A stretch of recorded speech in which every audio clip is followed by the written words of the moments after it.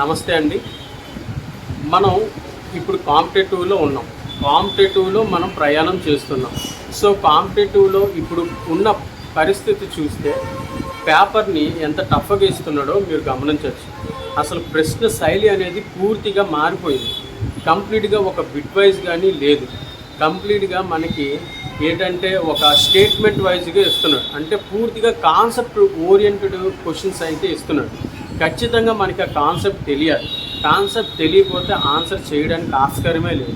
ఇప్పుడు ప్రశ్నలో క్వశ్చన్ పేపర్ని కష్టం చేసి, అంటే ప్రశ్నని క్వశ్చన్ పేపర్లో టఫ్ ప్రశ్నలు ఇచ్చి మనకి అత్యధిక పోటీ, ఆ పోటీ తత్వాన్ని తగ్గించి ఆ తాలూకా ఫిల్టరింగ్ అనేది జరుగుతుంది. సో ఇటువంటి పరిస్థితుల్లో మనం ప్రతి చిన్న అంశాన్ని కూడాను చాలా చాలా క్షుణ్ణంగా కాన్సెప్ట్ ఓరియంటెడ్గా నేర్చుకోవడానికి ప్రయత్నించాలి. మనకి గతంలో జరిగిన గ్రూప్ 2 ప్రిలిమ్స్ ఎగ్జామినేషన్ దానికి మనకి అర్థం పడుతుంది. ఎందుకంటే అందులో క్వశ్చన్స్ చూసుకున్నట్లయితే కంప్లీటెడ్గా అదేంటంటే ఒక కాన్సెప్ట్ ఓరియంటెడ్ క్వశ్చన్సే అడగడం జరిగింది.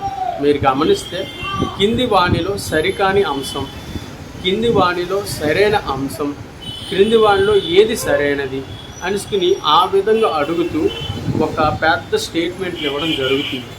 సో మనం దీన్ని ఆన్సర్ చెయ్యాలి అంటే ఖచ్చితంగా మనకి కాన్సెప్ట్ అనేది తెలియాలి. ఒక ప్రభుత్వ పథకం తాలూకా కాన్సెప్ట్ తెలియాలి, ఒక సమావేశం తాలూకా కాన్సెప్ట్ తెలియాలి, ఒక ఎక్సర్సైజ్ తాలూకా కాన్సెప్ట్ తెలియాలి. ఈ విధంగా చూసుకున్నట్లయితే ఏ బిట్ ఇచ్చినా దాని తాలూకా పూర్వపరాంతాలు అన్నీ తెలిసి ఉండాలి. అలాగైతే వాడు ఎటు నుంచి మనకు క్వశ్చన్ అడిగినా మనం దాన్ని సాల్వ్ చేసే అవకాశం ఉంటుంది. ఓకే గైస్, కాబట్టి ఈ వీడియో అయితే చాలా ఇన్ఫర్మేటివ్గా ఉంటుంది. ప్రతి ఒక్కరూ స్కిప్ చేయకుండా దయచేసి చూడండి చివరిదాకా. అయితే ఇక్కడ చూసుకున్నట్లయితే మీరు చివరిదాకా చూడండి. చివరిదాకా చూసిన తర్వాత మీరు కామెంట్ చేయండి. అతి భయంకరమైన కామెంట్లు వస్తున్నాయి. ప్రతి ఒక్కడైతే చాలా బూత్ మాటలతో కామెంట్ చేస్తున్నాడు. అది పద్ధతి కాదు. దయచేసి ఇదేదో నా తెలివిని మీ ముందు ప్రదర్శించుకోవడానికి అయితే వీడియో చేయట్లేదు. నాకున్న ఓ చిన్నపాటి జ్ఞానం, కొత్తగా వస్తున్న కాంపిటేటివ్ ఫీల్డ్లోకి వస్తున్న కొత్తతనం ఒక విధంగా నేర్చుకోవాలి అని నా దగ్గర ఉన్న ఓ చిన్నపాటి ఇన్ఫర్మేషన్ని మీకు అందిస్తున్నాను. అంతే తప్ప నాకైతే పెద్దగా ఏమీ రాదు. నేనే మొట్టమొదటి జీరోలోని మొట్టమొదటి వాడిని. నాకు ఏమీ రాదు అని చెయ్యెత్తే వరుసలోని నేనే ముందుంటాను. సో నాకైతే ఏమీ రాదు. నేను నేర్చుకున్న ఒక స్టూడెంట్, నేను నేర్చుకున్న ఒక విద్యార్థిని అనమాట. ఇంకా నేర్చుకుంటున్నాను. నేర్చుకోవాల్సింది చాలానే ఉంది. నాకైతే అంతకేమీ రాదు. నాకు ఉన్నదే నేను మీకు చెప్తాను. సో కాబట్టి ఎవరు బ్యాడ్ కామెంట్స్ పెట్టకండి దయచేసి. చాలామంది చూస్తారు కాబట్టి చాలా బూత్ మాటలతో పెడుతున్నారు. అది కరెక్ట్ కాదు. ఓకేనా, దయచేసి అటువంటి ఆపండి. ఓకేనా. ఇక మనం విషయంలోకి వెళ్ళినట్లయితే ఈరోజు మన టాపిక్ ఏంటంటే, ఈరోజు అసెంబ్లీ సమావేశాలు జరుగుతున్నాయి. 22 జూలై 2024న మనకి రాష్ట్ర అసెంబ్లీ సమావేశాలు జరుగుతున్నాయి. ఆల్రెడీ 10 గంటలకి ఈ అసెంబ్లీ సమావేశాలు అనేది జరగనున్నాయి. ఈ అసెంబ్లీ సమావేశంలో మన రాష్ట్ర గవర్నర్ అయిన జస్టిస్ జె అబ్దుల్ నజీర్ గారు మనకి ఉభయ సభలకి ప్రసంగం చేయనున్నారు. అయితే ఆ తరువాత ఈ సభను అనేది వాయిదా వేస్తారు. వాయిదా వేసిన తదనంతరం మన రాష్ట్ర అసెంబ్లీ స్పీకర్గా ఎన్నికైన చింతకాయల అయ్యన్న పాత్రుడు గారు సమక్షంలో అధ్యక్షతన శాసనసభ సమావేశాల వ్యవహారాల కమిటీ BAC సమావేశం జరుగుతుంది.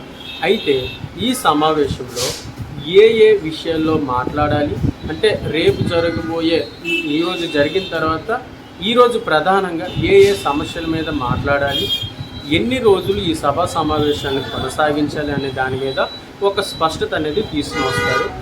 ఆ తరువాత అనగా రేపు మంగళవారంలో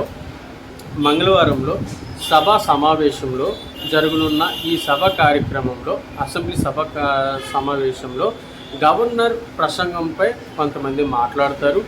ఆ తరువాత గవర్నర్ ప్రసంగంపై మాట్లాడిన తర్వాత గతంలో వైసీపీ ప్రభుత్వం ఏర్పాటు తెచ్చిన ల్యాండ్ టైటిలింగ్ యాక్ట్ రద్దు చేసి ఆ బిల్లును ఉపసంహరించుకునేందుకు సభలో బిల్లును ప్రవేశపెడతారు. ఆ బిల్లు ప్రవేశపెట్టిన తదనంతరం కూటమి ప్రభుత్వం ముఖ్యంగా 3 శ్వేతపత్రాలని రిలీజ్ చేయనుంది. ఈ శ్వేతపత్రాలు ఏంటి అంటే అందులో ఒకటి